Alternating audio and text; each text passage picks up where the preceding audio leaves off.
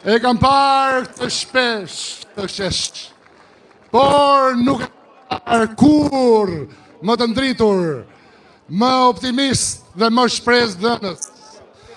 Teksa po qëndroja, më kujtohet Edi Rama nga kati dytë i bashkisë, shikonte sheshin dhe thoshte, ky shesh nuk e meriton emrin e heroit kombëtar.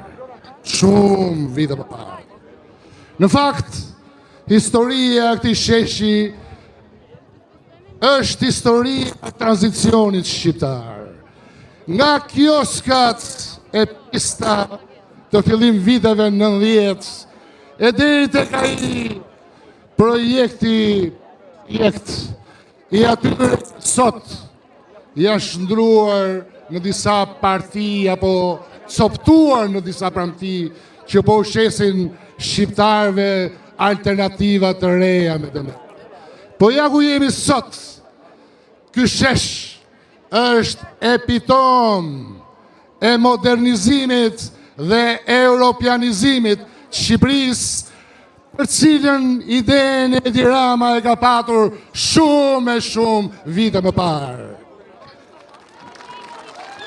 Jam i emocionuar si asnjëherë tjetër dhe provuar disa krahina të shërbesit. Kuksi në lajmëruar. Qarku i Kuksit në fakt nuk është një krahin. Qarku i Kuksit është zemër, është histori dhe është traditë. Dhe ne ju përshëndesim dhe ju përcjellim përshëndetjet e përzemta të atyre trobojanëve, sjanëve dhe asjanëve të cilët nuk mund të vinin këtu. Kuksi ka provuar një mikpritje të jashtëzakonshme për vëllezërit dhe motrat tona kosovarëve. Unë jam gjithashtu mirënjohës edhe për pritjen që kam bërë dhe jam realisht me një barë të rëndë përgjegjësie për të drejtuar politikisht këtë qark.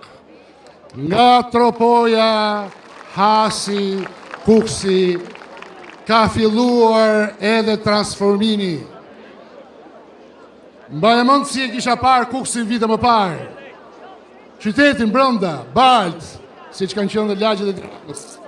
Shkova mbas disa vitesh tropoj dhe nuk e njohta tropojën. Madje mësova edhe në Viçidol ujësjellsin e kishte quar Edi Rama.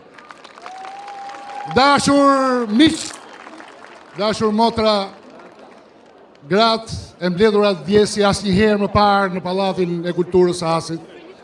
Nga tropoja Hasi dhe Kuksi nuk patën mundësi të komunikonin, por i nderuar kryeministër më përsolli një mesazh dhe na thanë ai kryeministër që ka bërë për gratë e këtij vendi ai që s'ka bërë njeri në historinë e këtij vendi, meriton që ju të ktheheni në 2 mandate.